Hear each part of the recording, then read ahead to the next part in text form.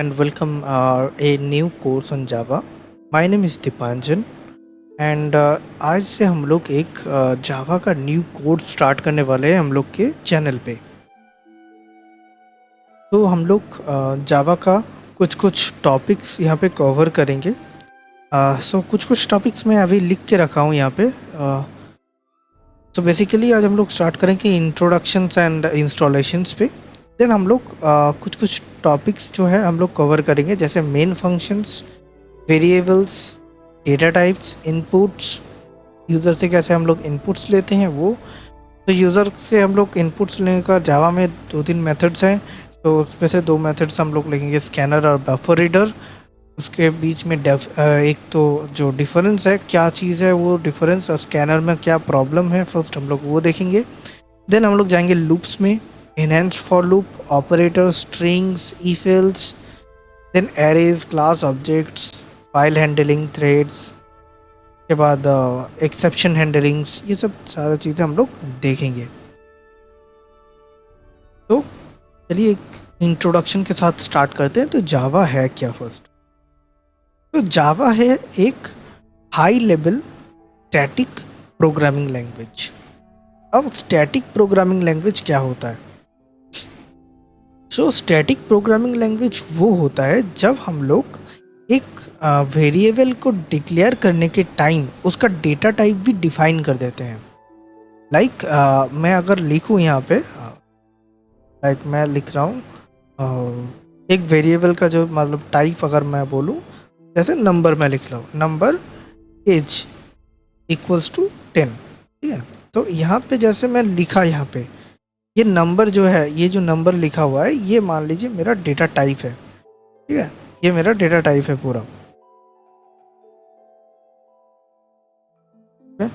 सो अभी ये जो मैं यहाँ पे डिफाइन कर दिया हूँ, इसको जब कंपाइलर जाएगा उसको ऑलरेडी पता होगा कि हाँ इसका जो टाइप है वो नंबर है। ठीक है, अभी नंबर को हम लोग प्रोग्रामिंग में इंटीजर बोलते हैं। ठीक है, सो ये नंबर है, तो इसको कंपाइल करने के टाइम ही उसको पता चल जाएगा कि हाँ ये कंपाइलर, उसको पता चल जाएगा कि हाँ ये नंबर है, ये पहले से डिफाइंड है। इसको बोलते हैं स्टैटिक प्रोग्रामिंग। अब डायनामिक प्रोग्रामिंग क्या होता है? डायनामिक प्रोग्रामिंग में यहाँ पे ये डिफाइंड नहीं रहता है, वो रहता है इस तरीके से, एज इक्वल्स टू 10। जैसे हम लोग पाइथन में देखते हैं, वहाँ पे हम लोग कोई भी डेटा टाइप डिक्लेयर नहीं करते हैं, वहाँ पे हम लोग दे सकते हैं 10। ऐसे हम लोग अगर डिफाइन करेंगे तो ये होता है डायनामिक प्रोग्रामिंग लैंग्वेज। तो ये था स्टैटिक एंड डायनामिक। ओके, अभी हम लोग देखेंगे तो जावा हम लोग सीखेंगे क्यों, किस लिए सीखना है हम लोग को जावा। सो देखो, जावा सीखने के पीछे बहुत सारा रीजंस होता है। जैसे हाँ, जावा एक है, एक बहुत पुराना प्रोग्रामिंग लैंग्वेज है, आज का नहीं है, बहुत पुराना प्रोग्रामिंग लैंग्वेज है। ये साल 1995 में आई थिंक आया था, मुझे साल उतना भी याद नहीं है, फिर भी आई होप सो उतना ही टाइम पे आया था। जावा रिलीज डेट देखते हैं, जावा रिलीज डेट 1996 में आया था। ठीक है, तो जावा 1996 में आया था हम लोग का। अभी जावा पे क्या होता है कि जावा से हम लोग जब सीख लेंगे, जावा एक कोर कंप्लीट करेंगे, एडवांस कंप्लीट करेंगे, तब हम लोग कुछ कुछ चीज़ें, हम लोग का जो पाथ है वो थोड़ा सा वाइड हो जाएगा। पाथ वाइड होने का मतलब क्या है कि हम लोग सीख सकते हैं मोबाइल एप्लीकेशन बनाना, मोबाइल ऐप। सेकेंड, हम लोग वेब डेवलपमेंट कर सकते हैं। थर्ड, हम लोग कर सकते हैं मान लीजिए गेम डेवलपमेंट।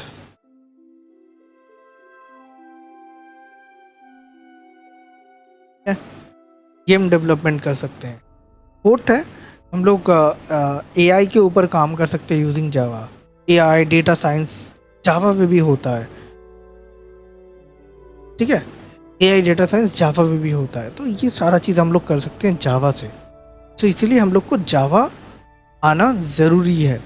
अभी आप बोलेंगे कि सर ये तो बहुत पुराना प्रोग्रामिंग लैंग्वेज है, तो हम लोग क्यों अभी सीखें? अभी तो नया बहुत सारा प्रोग्रामिंग लैंग्वेज है। देखो जावा एक ऐसा प्रोग्रामिंग लैंग्वेज है जो हल ऑलमोस्ट जितना भी बड़ा कंपनी है वो सब कोई यूज़ करता ही है। आप गूगल उठाइए, माइक्रोसॉफ्ट उठाइए, ओरेकल उठाइए, कोई भी उठा लीजिए, वो जावा आपको अब भी जब भी आप किसी भी फील्ड में अप्लाई करेंगे, SG1, SG2, SG3, तो आपको वहाँ पे जावा एक जो होता है, जब बेसिक क्वालिफिकेशंस होता है, बेसिक रिक्वायरमेंट वहाँ पे आएगा ही। आपके पास 3 प्रोग्रामिंग लैंग्वेज वो रहेगा ही रहेगा। एक होता है C++, जावा, ये 3 होगा ही। सो दैट्स वाई जावा सीखना थोड़ा सा हम लोग को आना चाहिए, मतलब सीखना चाहिए जावा। ओके, सो अभी हम लोग जावा को इंस्टॉल करेंगे, तो किस तरीके से इंस्टॉल होता है जावा, तो मैं वो दिखा देता हूँ। तो यहाँ पे हम लोग जो यूज़ करेंगे वो यूज़ करेंगे जावा 11। तो यहाँ पे लिखते हैं जावा 11, तो यहाँ पे आ गया। तो ये जो है ये ओरेकल का साइट है। तो यहाँ पे थोड़ा सा नीचे जाएंगे तो जावा AC किट 11.0.19, ठीक है। तो इससे कोई फ़र्क नहीं पड़ता है, अब मेन वर्जन है ये, ठीक है। तो यहाँ पे अगर हम लोग जाएंगे तो मेरे पास आई थिंक जो है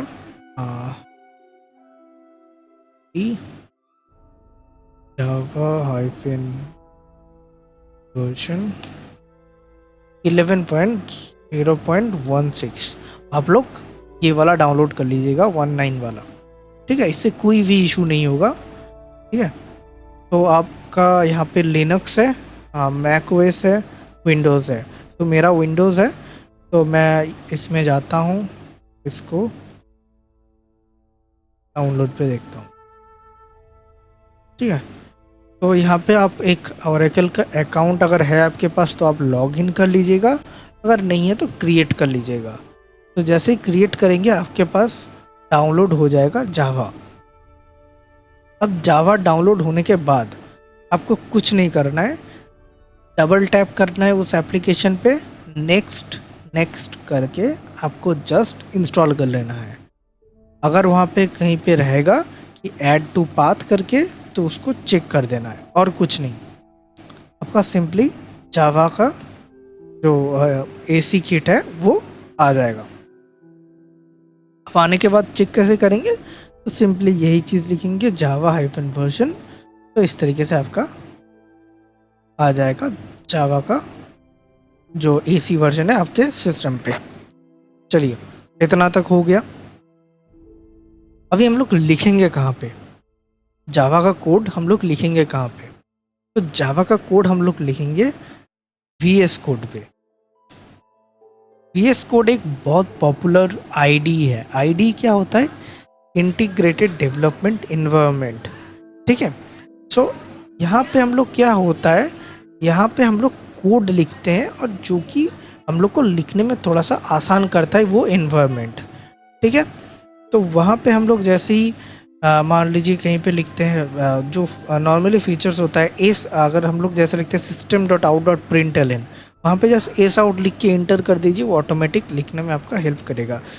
तो ऑल दो बिगिनर्स के लिए ये सब सही नहीं है, बट फिर भी हम लोग VS कोड ही यूज़ करेंगे, क्योंकि इन फ्यूचर हम लोग को VS कोड यूज़ करना पड़ेगा। ओके, तो ये हो गया हम लोग का। अभी क्या करते हैं, यहाँ पे देखिए, एक होता है जावा लैंग्वेज ओवरव्यू और एक होता है डाउनलोड। आप डायरेक्ट डाउनलोड कर सकते हैं यहाँ से, कोई इशू नहीं है, इसको डाउनलोड कर लीजिएगा। एंड यहाँ पे आप जावा लैंग्वेज ओवरव्यू भी डाउनलोड कर सकते हैं। यहाँ पे कुछ नहीं, यहाँ पे जो Java coding pack for coding pack for Java, ये विंडोज़ है, पे टैप कीजिएगा तो आपका डाउनलोड हो जाएगा। अभी अगर हम लोग सिर्फ हम लोग के पास VS कोड है तो तब क्या करें, तो यहाँ पे कुछ नहीं करना है, यहाँ पे VS कोड ओपन करना है, और यहाँ पे एक एक्सटेंशन करके होगा इस तरीके से। तो यहाँ पे आप लिखिएगा जावा। तो जावा लिखने के बाद एक एक्सटेंशन पैक आएगा, ये रहा एक्सटेंशन पैक फॉर जावा, इसको इंस्टॉल कर लेना है। तो यहाँ पे 6 पैक है, 6 एक्सटेंशन है टोटल हम लोग का। तो मैं एक बार माइनस करता हूँ, तो ये देखो, तो ये इंस्टॉल हो जाएगा और आपका जावा यहाँ पे चल जाएगा। ओके,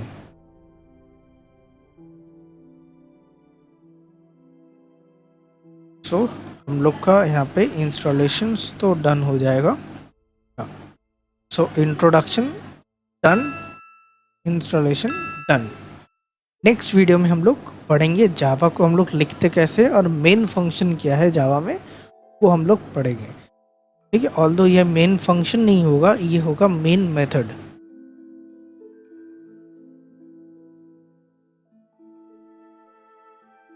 तो और मेथड और फंक्शन का डिफरेंस क्या है वो मैं आपको कल बता दूंगा, मतलब नेक्स्ट वीडियो में मैं बता दूंगा।